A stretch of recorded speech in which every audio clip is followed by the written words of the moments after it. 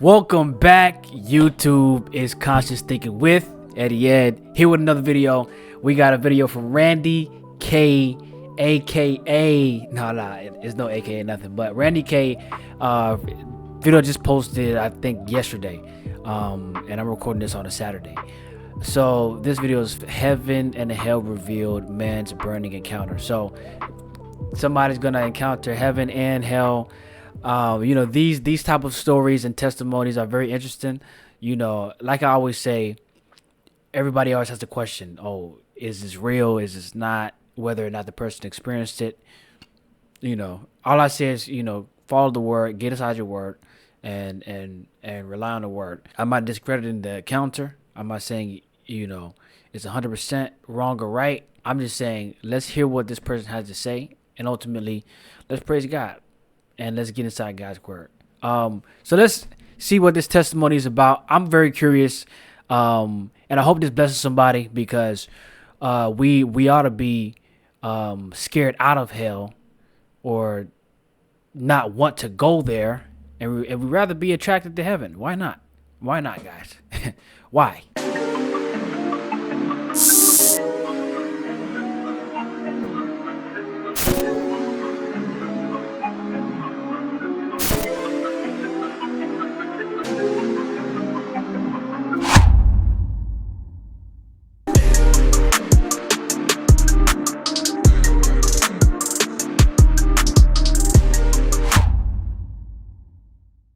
From heaven. My guest today, Scott Stansberry.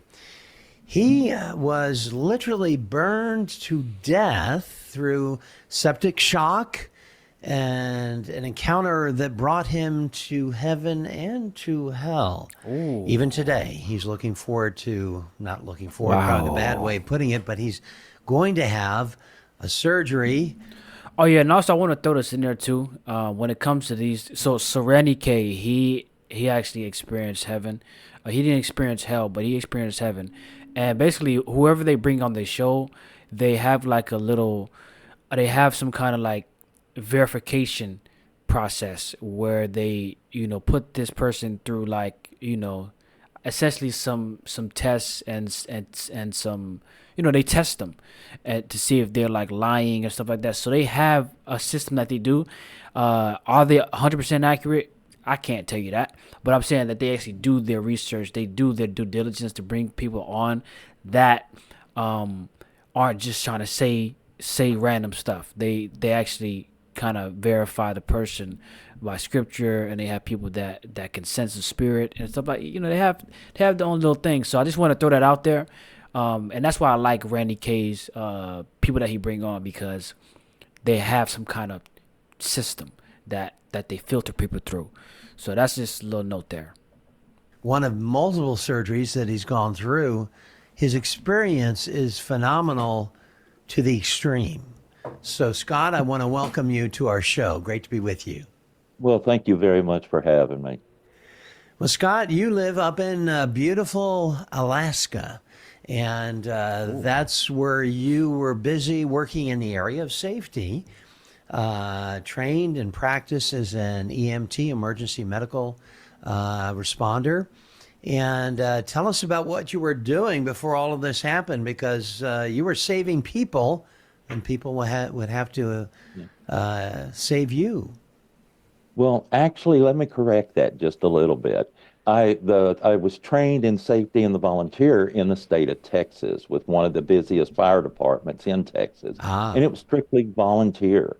Mm-hmm. So what really got me started in all of the safety aspect of wanting to give to the community was there was a lot of industrial explosions that were taking place. And I lost a good friend of mine in one of those explosions. And I was watching their kids grow up without a dad. And when I saw a CEO of a company one day make a public statement when he was asked, what are y'all going to do to stop all these explosions and stuff? And his comment was, well, that's just part of the cost of doing business. I was floored. And then that's when I really got into the safety aspect of it and got into the what's called process safety management.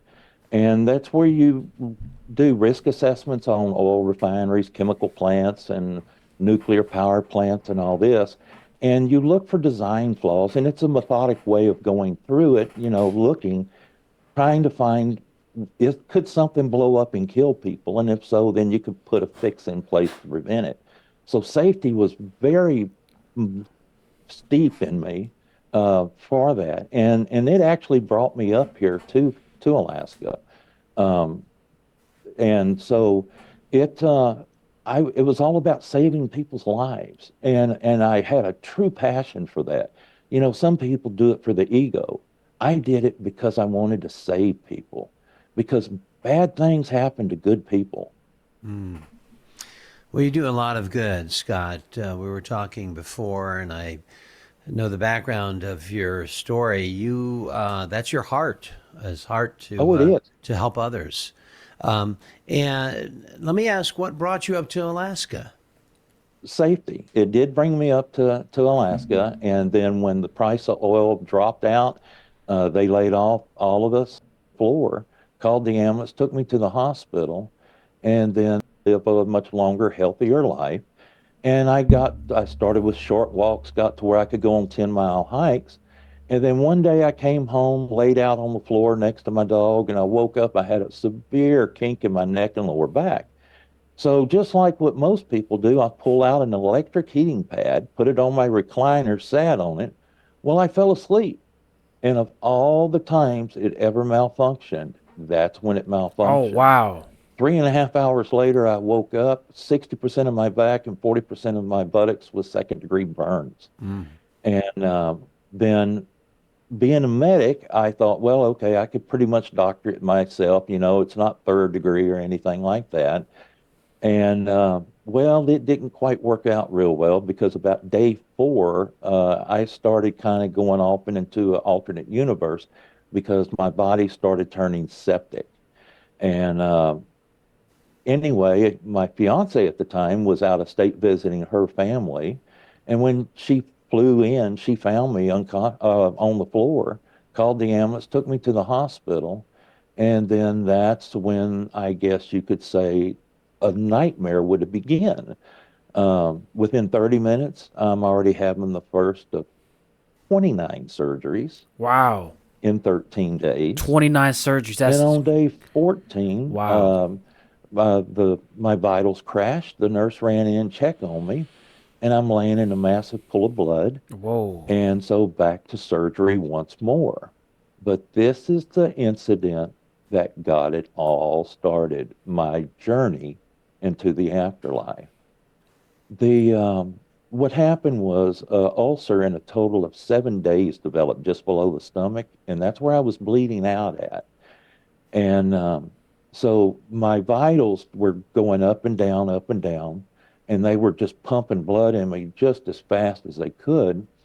But the the second, or not the second time, but I guess the final time that the surgeon finally said, we're getting to a point where enough is enough. How long do we continue? And he told the surgical nurse, fill out a death certificate for him because the next time his heart stops, we're done. And that is when I had my journey. Um, I I came out of my body and I saw stuff all around me. And having ridden ambulance for a long time, I was interested in, the stuff in the room. It was like, well, this is pretty neat stuff. And they had this curtain up with a whole bunch of stuff behind it. And I was looking at that and I was kind of wondering what some of that stuff was used for or going to be used for. And then that's when the room started turning very bright and everything started disappearing. Whoa. And it got so bright that it was way brighter than the sun could ever be, but yet it wasn't hurting my eyes. And then I just started feeling at peace with things. And then slowly, s- Jesus started appearing before me. And I was, oh my gosh.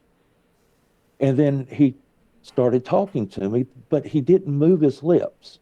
He Yeah, see that right there. That's a common thing that people say is when you, like, when you die and they go to heaven, they say that when they communicate with either Jesus or anybody, it's not a verbal communication. Everything is like through the mind. Like the lips don't move. You just through the mind telepathically, and so that's consistent. Just wanted to say that real quick. But I could hear his voice, and he told me to take his hand, and so he's my Lord and Savior. I'm going to do what he tells me to do. And so I took his hand, and then everything just started going white again. And then after a little bit, I started to see the clouds and stuff like that.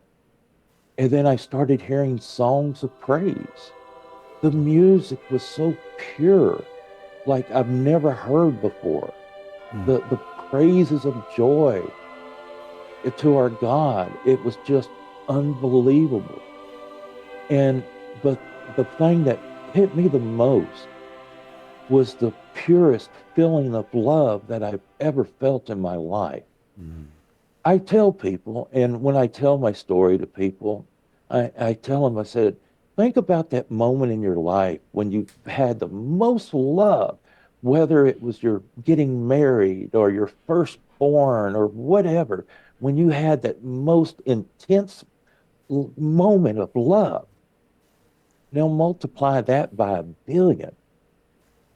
It was you can't describe the love, how pure it was. It remind me of this verse: "For God so loved the world that He gave His only begotten Son, that whosoever believeth in Him should not perish but have everlasting life." Like He loved us so much that Jesus died. Jesus loved us so much that He died. You know, that's like the top of the top. What else can you do for somebody that you love so much? What is the highest sacrifice that you can give to that person? Your whole life. So that's what Jesus did for us. He loved us so much that He died. You see, that's like the high. And He didn't just die like, oh, he got shot. He just jumped in front of a bullet. No, no, this was something. This was something deeper, much more, at a level of pain and suffering that lasted quite a while, that He endured to His death. For us, who will come to know Him and believe on Him, and what He did for us. But that's how much He loved us, man. He loved us so much that He died. That's the highest thing you can do. And the way that He died wasn't just a normal, like a movie scene where you see somebody jump in front of a gun for somebody that they love. This is way more into. And then to put more context into it, He was innocent of all the guilty charges that they accused Him of. So, He did it and He was innocent as well. But let's get back to the video. I'm still blown away by it, even to this day. Now, when I was at this place, I felt people around me. I could feel it was family. I could feel that there were friends, and there were also people I didn't know.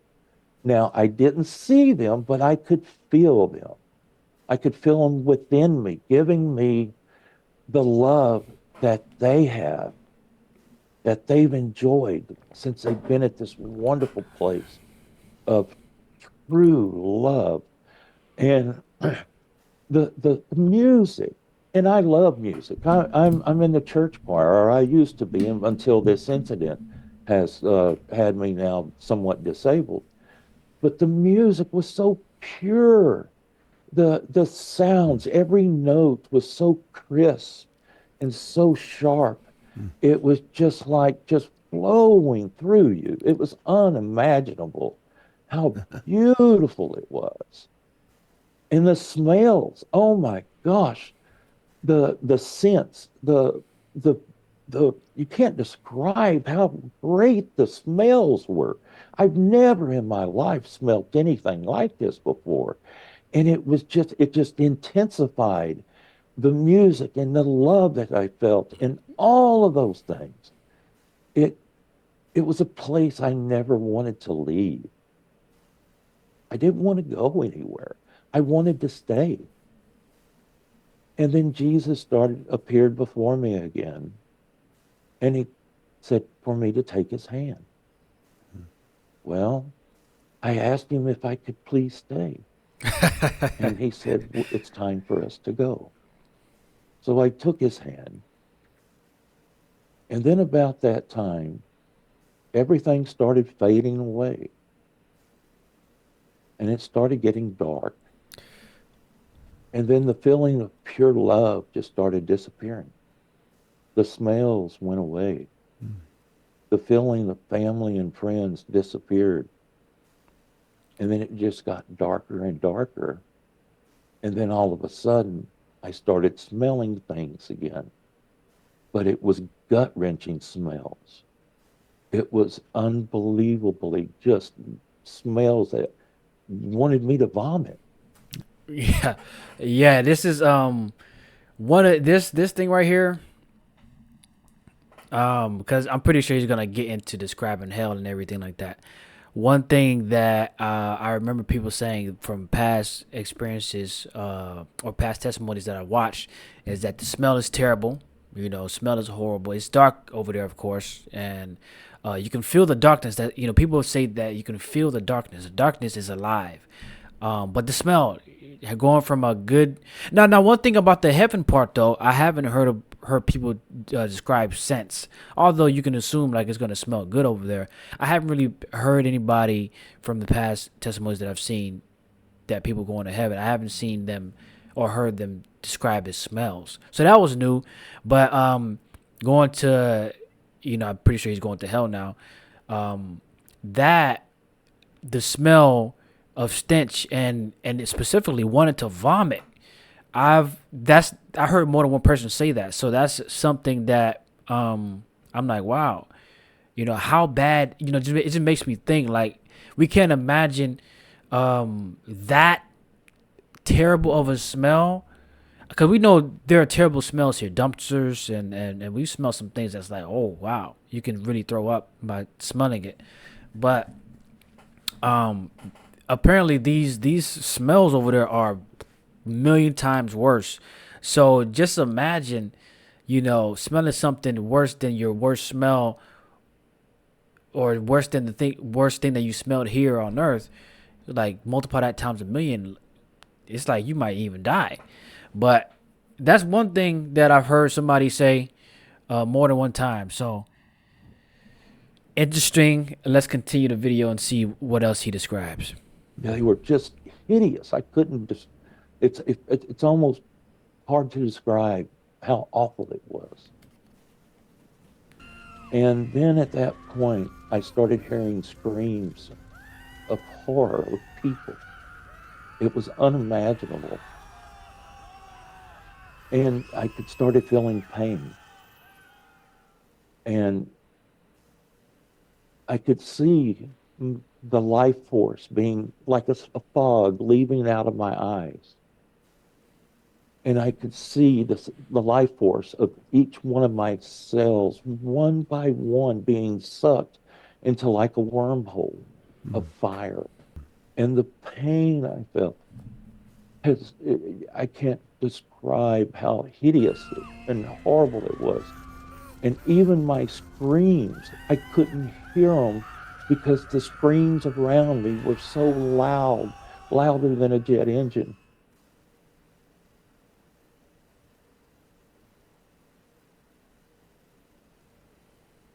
It felt like an eternity, and it was a place I didn't want to be.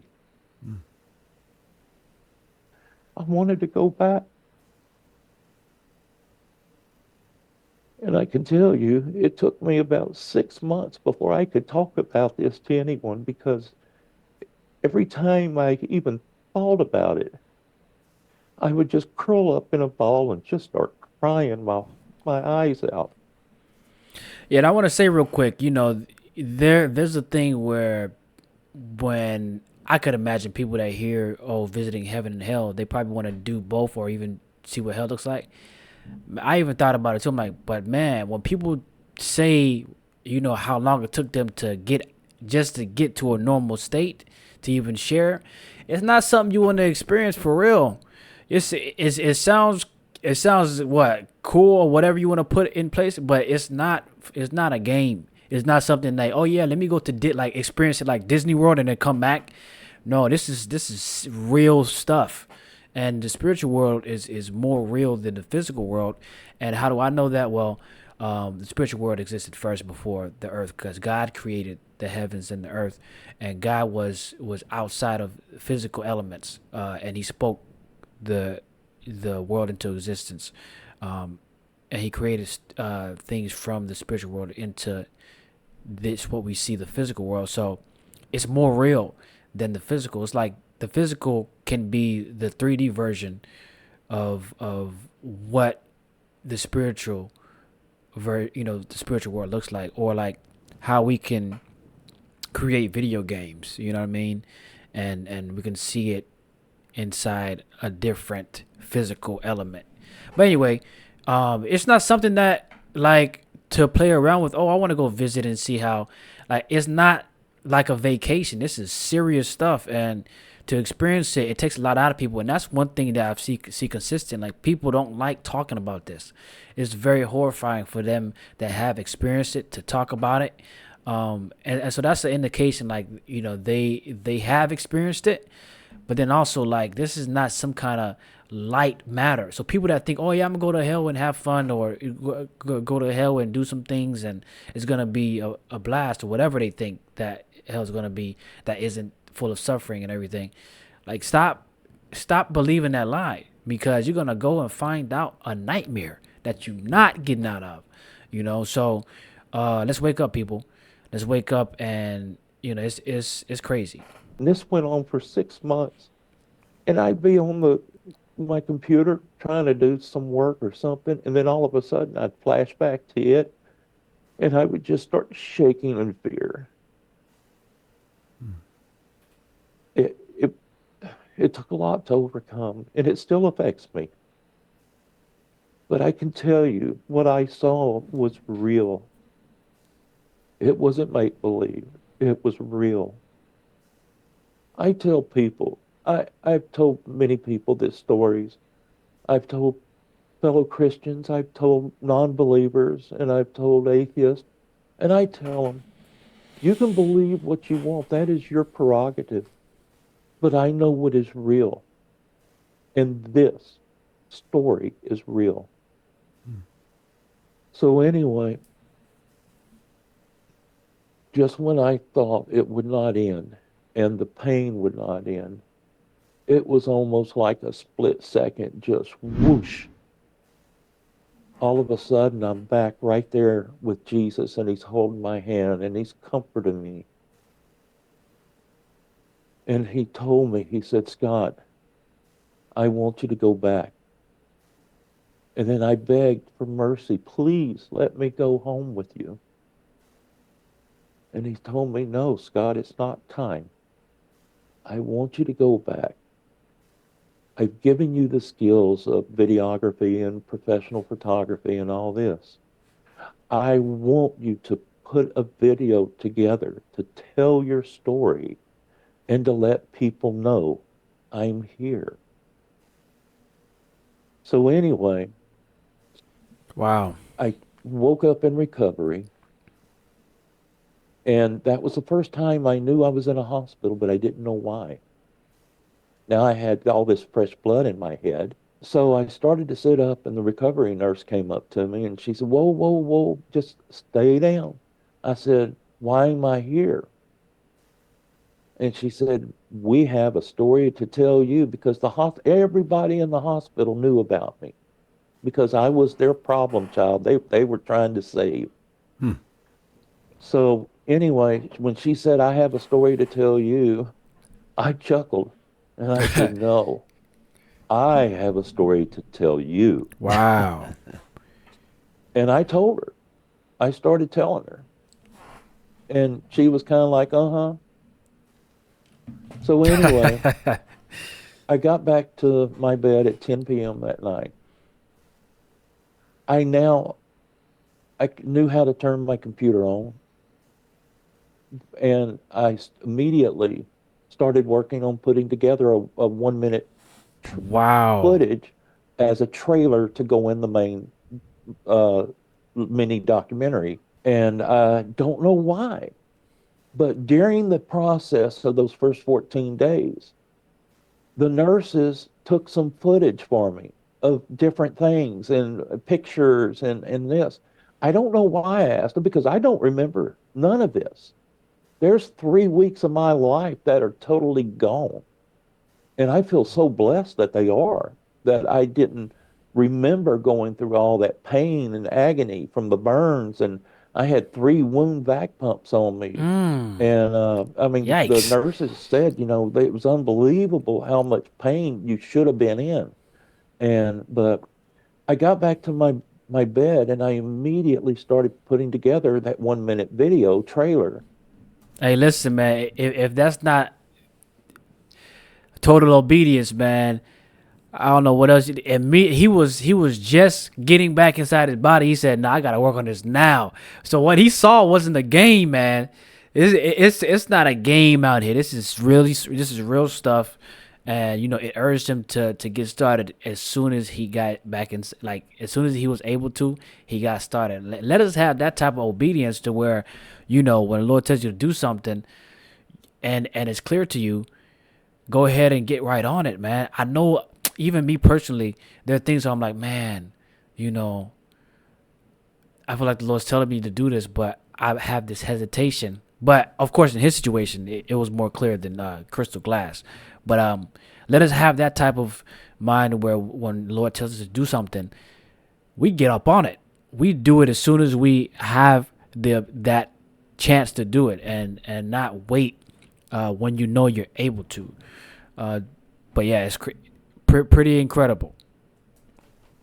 For the mini documentary. And what people may not understand, I'm a professional filmmaker.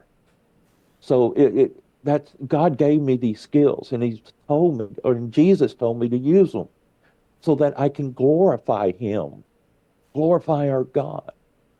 So anyway, the next morning at 6 a.m., the surgeon shows up and he said, "What are you doing awake?" And I told him, I said, got through putting together a 1 minute trailer for the video I'm going to put together. And he went, "What?"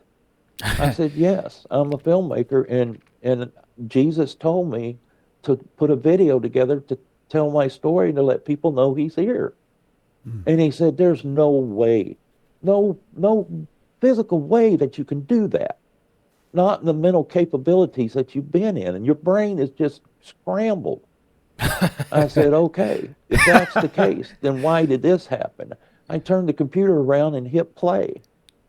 His jaw dropped open. Wow. He said, that's impossible." I said, "No, it's not.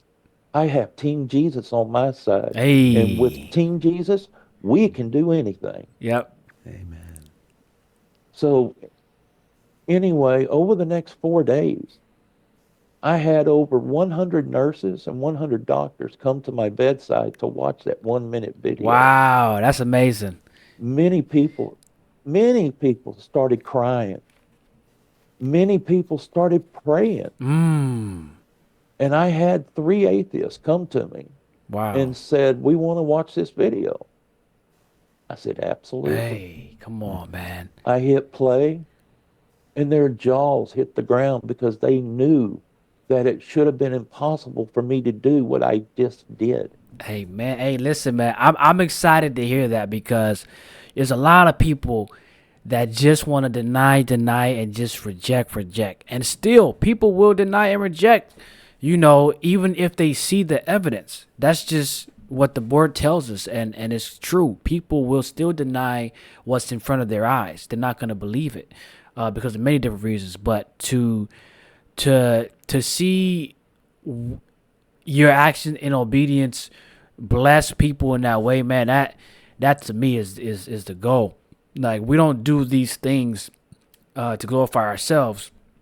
We do these things like I'm doing this video right now. I'm not doing it to, make myself the one being focused on here. This is about, hey, look to Christ, look to Jesus. So when you do something that in obedience that is glorifying God, man, seeing people's lives being touched in a positive way, and in a way that they look to Christ, look to God, it's really touching, and it's exciting to know that what you're doing is working. What you're doing is having an effect, and is doing more than just a face value of a video where you can be like, oh, that's a cool video, and then the person or the people that experience it just had an experience. But no, they're not only having an experience, but it's changing their lives. They're coming to know that God is real, and not only that He's real, but He's after them as well. He wants you to come to believe. He died for you to come to believe on Him, and to trust Him as Lord and Savior. So, it's amazing. And they, all three of them said, you have our interest. We are interested in what you have to say on when you finally make the full documentary. So it was amazing to see their reactions on what God did for me so that I could glorify Him by giving me the skills to be able to do this. And so also that morning, the neurosurgeon came by, and the bacteria ate me up from head to toe, inside out. Ooh. And the neurosurgeon came by, and he said, Scott, you better be prepared that you may never walk again. Just be ready, because your body is so messed up, and your nervous system so messed up, that if you ever learn to walk again, it's going to be about 6 months at the earliest, period. And so I had to have stair lifts put in at my house. But as soon as they told me that, because that's the only way to get to my bedroom, which is upstairs. And that's where most of the house is. But I told them, no, you're wrong. And they said, Scott, no, listen, you got to think logically about this. I said, Right. no, you're wrong. I have Team Jesus on my side, and we're going to prove you wrong. Ooh. You can sell this $5 spatula on Amazon and compete with hundreds of other spatula sellers, or you can sell digital products on Amazon and compete with almost no one. You see, Ooh. So 3 days went by, and I just started feeling something. I just, when you start getting overwhelmed, just out of nowhere, I'm just totally overwhelmed, feeling energy and this power within me. Wow. That's coming from Jesus. And I called the nurse bud, and they came in and said, what do you need? I said, I need a walker. And they went, what? I said, yeah, I need a walker. And about 6 people in here too, because I'm about to stand up and no one's going to stop me. About to stand But up. if I fall, I want someone there to catch me. And they went, oh, no, you're not. I said, you're not going to stop me. You're not You got stopping a me. choice. Get a walker and people in here, or you might watch me fall to the ground. But anyway about it, I'm getting out of this bed. Let's get it. Oh, wow. So they Here's the brought a video. walker in and surrounded me with people. And just like Jesus, when He died on the cross and rose 3 days later, it was exactly 3 days later that I managed to get out of that bed and stand up off of the surgery that saved my life. Wow. I couldn't walk, but I stood up. And I had the nurses video it, and it's in the film. I can't tell you, there have been like one miraculous thing after another that has happened to me since all of this. Let's go. All right. Let me chill out. And every time I turn around, it's something else wonderful. Now, I've been through 57 weeks of physical therapy. As a matter of fact, next week, next Friday, I'm having a major 10-hour surgery. Well, two 5-hour surgeries. They're being split up now to fuse almost all of the vertebrae in my neck. But I see great things from it because I'll be able to eventually be pain free. And that will be surgery number 33. And you know what? I think it's wonderful because I'm alive. I get to experience and love the things that God has given us. And you just can't beat that. I love your You know, attitude. people tell me, how do you stay so positive? It's easy. After you've been through all the stuff that I've been through, a lot of people would go, "Oh, me, feel sorry for me. Okay, I'm disabled." I don't care. I say I'm not disabled. I just tell people I'm different. But when you think about it, we're more or less trained since birth to look for the bad in stuff instead of the good. But it's when you learn to start looking for the good instead of the bad's not that bad anymore. And the good way outshines the bad. And I don't see the bad anymore. If if you consider something bad happens to you, give it to me. Let me know. I'm going to cherish it. I'm going to love it, and I'm going to give it right back to you after I turn it around. So the story's still continuing this day, but you know what? Every chance I have to tell someone my story, I'm going to tell them because I get to glorify God. And I so look forward to the one day when I do pass and move on. When I kneel at Jesus' feet again, I want to be able to say, Lord, I tried my best. And I mean that. So, and you know, now that all this it's since I've got the video out and it's starting to make the rounds, I've been invited I've already done one presentation to a church group in the Dominican Republic, of all things. I even have a 40-minute PowerPoint presentation that I can do by Zoom. And I'm not doing it for money. I'm doing it for one reason, to glorify God. And to me, that means more to me than anything else on this earth. We have a wonderful God, and people don't see that. You know, valuing things more than money is always a good thing. And you know, he don't value the money rather than getting the message out, and that's a good thing. You know, lay up yourselves. Let me find the verse. It says in Matthew 6:19-24, lay up for yourselves treasure. It says, lay not up for yourselves, sorry. Lay not up for yourselves treasures upon earth, where moth and rust doth corrupt, and where thieves break through and steal. But lay up for yourselves treasures in heaven, where neither moth nor rust doth corrupt, and where thieves do not break through, nor steal. For where your heart treasure is, there will your heart be also.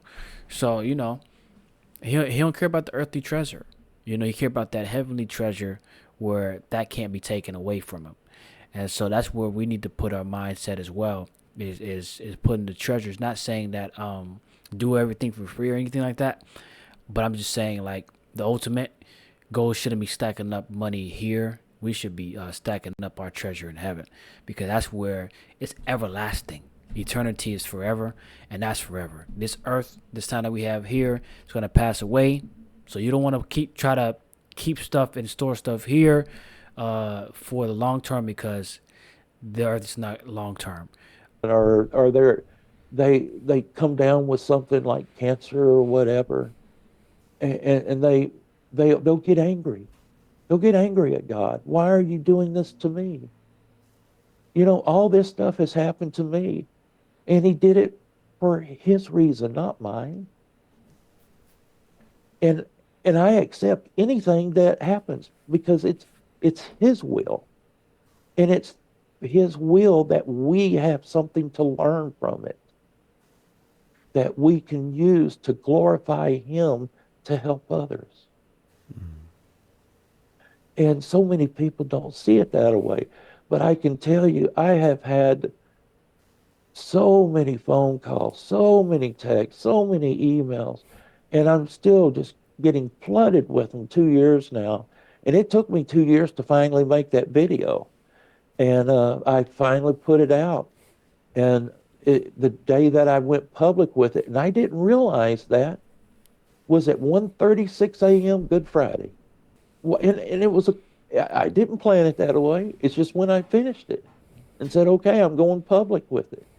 And one of my friends, another Christian, is the one that said, oh my gosh, I was just blessed with one of the most wonderful gifts from a dear friend on Good Friday. And I was like, oh my gosh, it is, isn't it? A lot being said about this video, a lot of questions about this video that comes to my mind. It's not to say like if you have a positive mindset that everything's gonna be good. That's not to say that you're still not gonna go through challenges. He's still going through challenges, but just because you have a positive mindset doesn't make everything go away as far as what naturally happens here on Earth. You get sick, things, bad stuff still happens, but why? I've always thought about this. Why do you want to dwell on negativity, or why do you not want to have a positive mindset within I guess what's majority that we see in this life is negative things. Like why? Because the news, right? The news, how they get their ratings, how they get their views is through like what bad things are going on now. Like people don't watch the news to hear it's gonna be a sunny day, and stay watching the news. Oh, a good Samaritan gave 5,000 kids food, and and people don't watch the news for that. People watch the news for how many people died, what did the hurricane destroy, what did the tornado destroy, like who's bombing who's fighting who. Like that's where the big numbers come from. So this world is naturally dwelling on negative content, negative things. And that is not like watching news about people dying all the time and this, that, and the third. That's gonna have your mind in a low space. You're gonna be depressed, you're gonna be scared to go outside, like you're gonna be damaged. But why not have your mind set on positive things? Although those things do happen and go on, why do you want to keep yourself in that space? You're gonna have a life that doesn't reflect anything good because you're always in that state of mind. Like you're not allowing yourself to see the good stuff, and you're not like seeing good stuff or seeing bad stuff doesn't make you feel good.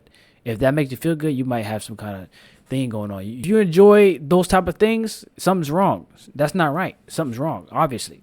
So that's a different story. But a normal person, a regular person, isn't going to feel good listening to news that devastating. And although you go through things knowing that Christ is with you, and you have the truth of the word, because a lot of times when we go through these things that we feel negatively affect our lives, we don't really realize the truth from the word, and so we don't have that encouragement. But when we realize the truth of the word, and that how the situation that we're going through isn't going to be forever, and how God is with us, and that God may be allowing this thing to form us and to shape our character for the good of those, because the word talks about how the Lord uses these things to, like, all the bad. It says, let me pull up the verse for you guys, so I don't want to mess this up. So this is coming from Romans 8, it says, and we know that all things God works for the good of those who love him, who have been called according to his purpose. So let me go to a different translation. Okay, Romans 8:28. It says, and we know that all things work together for good, and we know that all things work together for good to them that love God, to them who are called according to his purpose. So all these things are working for our good, ultimately.